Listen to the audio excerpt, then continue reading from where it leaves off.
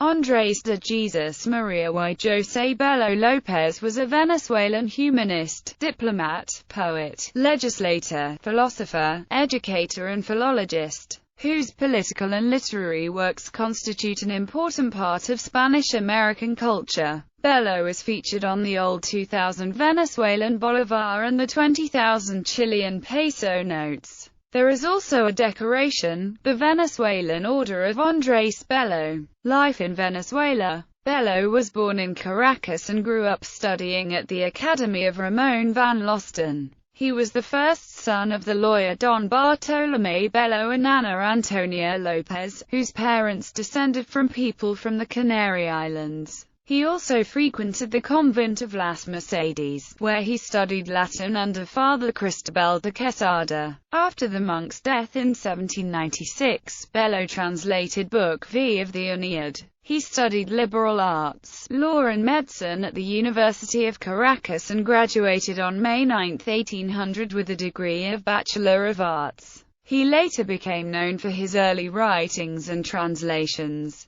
Edited the newspaper Gaceta de Caracas and held important offices in the government of the Captaincy General of Venezuela. He accompanied Alexander von Humboldt in a part of his Latin American expedition and was for a short time Simón Bolívar's teacher. His relationships with both men became a major factor in cultivating his ideas for his intellectual career. Bello spent 10 years after his formal education in his homeland of Caracas. He authored 2 pieces of literary work, Calendario Manual y Guía Universal del Forastero en Venezuela para el año de 1810 and the Resumen de la Historia de Venezuela. Both works became widely accepted in Venezuela, and from this point Bello started his career as a poet. As time progressed, Bello further expanded his notions on humanism and conservatism. From his theories and ideas, Bello was eventually hailed as one of the foremost humanists of his time. Life in England.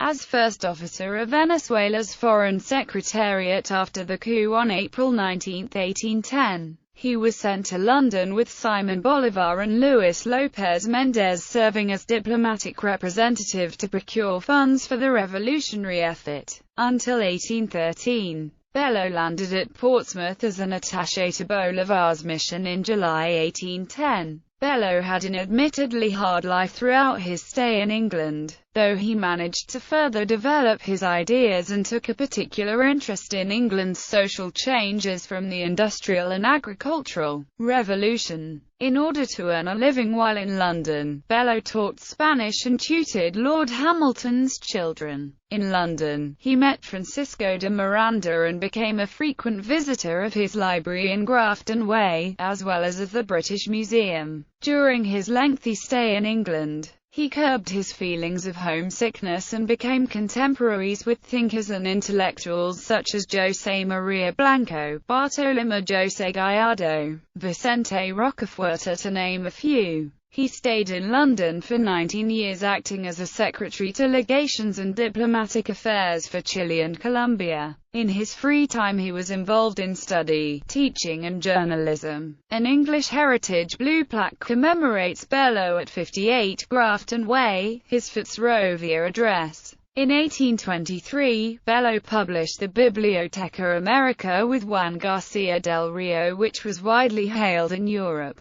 In 1826 he published the journal Repertorio Americano, to which he frequently contributed as both editor and poet. His 2 epic poems by which he was made famous, entitled Las Silvas Americanas, were originally published during his time in London around 1826 and documented the emerging culture of the New World. The second of the poems, Silva la Agricultura de la Zona Torrida, is the most famous of the 2, and is a poetic description of South America's tropical lands in a style reminiscent of Virgil, a poet of great influence for Bello. The poems were to become a part of Bello's expanded epic America, however, it was never finished. Life in Chile. While a surprising candidate considering his Venezuelan birth, he gladly accepted the post and was later named Senator of Santiago. As senator, Bello founded the University of Chile in 1843 and held a position as rector for the remainder of his life.